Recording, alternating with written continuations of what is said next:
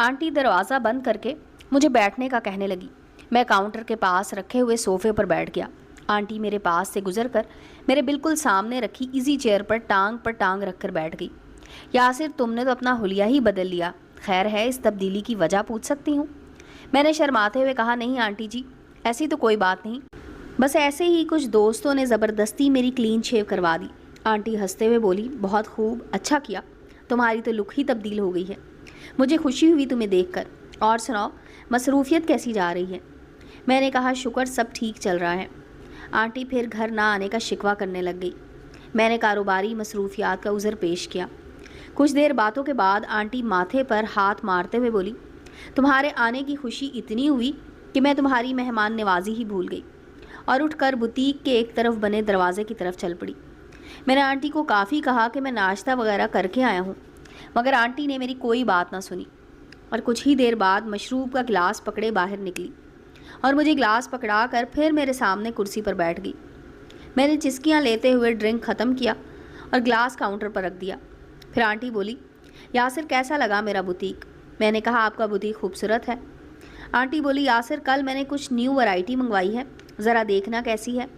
मैं भी इस बात में सर हिलाते हुए उठकर खड़ा हो गया।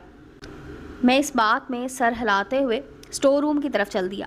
एक नज़र आंटी को देखकर रूम में दाखिल हुआ तो अंदर काफ़ी बड़े बड़े शॉपर पड़े हुए थे, जो एक तरफ दीवार के साथ ऊपर नीचे रख कर जोड़े हुए थे और एक तरफ नीचे कालीन बिछा हुआ था, जहां बैठकर शायद पैकिंग वगैरह या फिर माल निकाल कर चेक किया जाता था। खैर, मैं भी स्टोर का जायज़ा ही ले रहा था कि मुझे ज़ोफ़ी के लिए एक सूट पसंद आ गया। तो आंटी ने एक बड़े से शॉपर को खोला और उसमें से कुछ सूट निकाल कर खोल कर मुझे दिखाने लग गई और मैं आंटी की पसंद और परचेजिंग मैनेजमेंट की तारीफ़ करने लग गया। आंटी हर सूट को अपने साथ लगा कर दिखाती और मैं तारीफ़ों के पुल बांधता। मेरी नज़र जैसे ही सामने दीवार पर लगे क्लॉक की तरफ पड़ी तो मैं हैरान रह गया कि मुझे 3 घंटे हो गए हैं, 12 बजने वाले थे। आंटी की उंगली दरवाजे की तरफ थी। मैंने कहा, आंटी का पारा मज़ीद चढ़ गया। मेरे मुंह से अभी आंटी ही निकला था कि आंटी गुस्से से दहाड़ी आई, गेट से निकल जाओ। मैं सर झुकाकर दरवाजे की तरफ चल दिया। मैं सर झटक कर दरवाज़ा खोलकर बाहर निकल गया। जब मैं बुटीक से बाहर निकला तो बुटीक के सामने वाली दुकान वाले ने चौंक कर मेरी तरफ देखा। मेरी जब उसकी नज़र से नज़र मिली तो उसने बड़ी तंजिया मुस्कुराहट के साथ मुझे देखकर मुंह दूसरी तरफ कर लिया। मैं उसे देखते हुए मार्केट से बाहर निकला और कुछ देर इधर उधर फिरता रहा। मुझे भूख सी महसूस हुई। मैंने होटल का रुख किया जिस होटल से हम रोज़ खाना लेने जाते थे। मैं इसी होटल पर पहुंचा। होटल वाला मेरा वाकिफ़ था। उससे सलाम दुआ के बाद मैं अंदर दाखिल हो गया और होटल के वॉशरूम घुसकर अपना मुंह हाथ अच्छी तरह धोया और फिर मुंह हाथ धोकर मैं खाने का ऑर्डर देकर टेबल पर आकर बैठ गया। कुछ देर बाद खाना आ गया। मैं खाना खाने में मसरूफ़ हो गया। अभी मैं खाना खा ही रहा था कि जुनेद मेरे सामने कुर्सी पर आकर बैठ गया। उसे यूं अचानक देखकर मैं चौंक गया और फिर मैं उठकर उससे गले मिला और काफ़ी गर्मजोशी से मिलने के बाद एक दूसरे से बातें करनी शुरू कर दी। जुनेद बोला, यासिर, इसको छोड़ना नहीं है। मैं जानता हूँ इसे, उसका नाम नसीम है और वो हमारे मोहल्ले का ही है। मैंने कहा, तू टेंशन ना ले, आज उसका काम हो जाना है। जुनेद खुश होकर बोला, किस टाइम मुझे भी बता दे, मैं भी अपने हाथ गर्म कर लूँगा। मैंने कहा, नहीं यार, तेरा मोहल्लेदार है, बाद में तुझे कोई परेशानी ना हो, इसलिए तू इस मामले में ना पड़। मैं अकेला ही काफ़ी हूँ इसके लिए। मैंने कहा, यार, तेरी यही मेहरबानी है कि तूने कह दिया। तुमने उसका तमाशा देखना है तो 6 बजे उसकी दुकान से कुछ फासले पर खड़े होकर उसकी छतरोल देख लेना। जुनेद बोला, यार, तुम मुझे इस लायक नहीं समझते। मैंने कहा, छड़ यार, अपना जिगर है। जुनेद बोला, फिर जो मुझसे होगा मैं करूँगा। मैंने कहा, अच्छा ठीक है, तुम सिर्फ मेरे दोस्तों के पास खड़े रहना, अगर कोई और बीच में आया तो तुम उसको संभाल लेना। मैंने जुनेद को अपने दोस्तों के बारे में बताया और सारी बात समझा दी। जुनेद मजीद कुछ देर बैठने के बाद चला गया। मैं मजीद 1 घंटा उधर ही बैठा टीवी देखता रहा और बार बार क्लॉक की तरफ नज़र दौड़ाता रहा।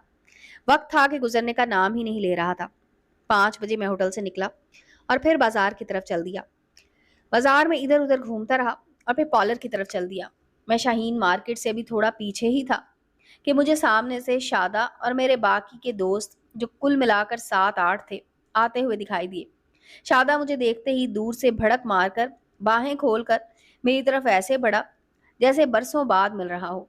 शादा जब मेरे करीब पहुंचा कुछ देर हम इधर ही खड़े बातें करते रहे।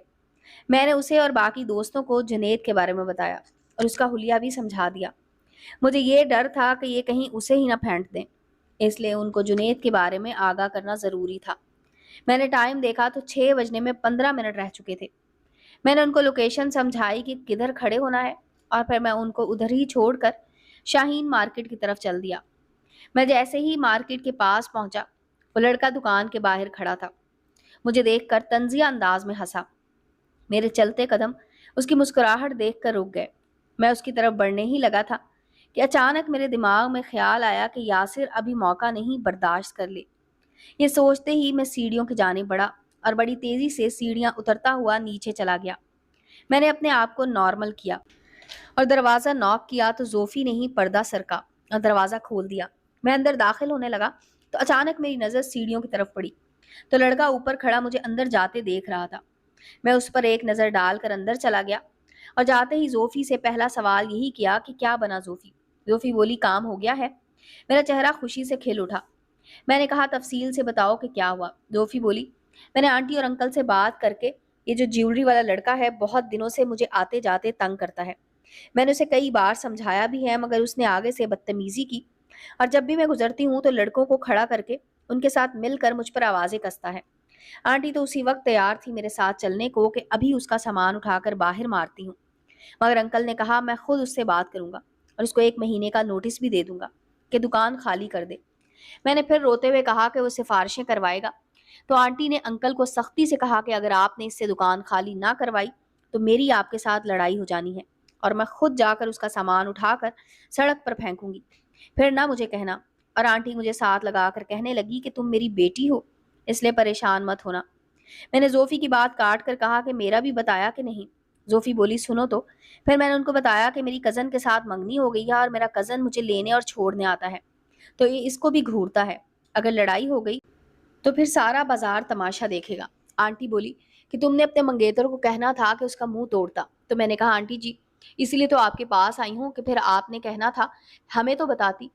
तो अंकल कहने लगे, बेटा तुम परेशान ना हो, बस 1-2 दिनों में इसका हल निकालता हूँ। तो आंटी अंकल को घूरते हुए बोली, हल क्या निकालना है, इसको नोटिस दें कि दुकान खाली करे, नहीं तो मैं जाती हूँ इसके पास। अंकल ने कहा कि करता हूँ कुछ इसका। मैंने कहा, जितना मेरे साथ गलत हुआ है इससे ज्यादा नहीं करता, बस तुम बेफिक्र रहो और जो कहा है वो करना, और हाँ, डरने और घबराने की जरूरत नहीं। कुछ ही देर बाद हम पॉलर बंद करके सीढ़ियों की जानिब बढ़े तो वो उधर ही खड़ा था। हमें आता देखकर पीछे हो गया, वरना वो नीचे ही झांक रहा था।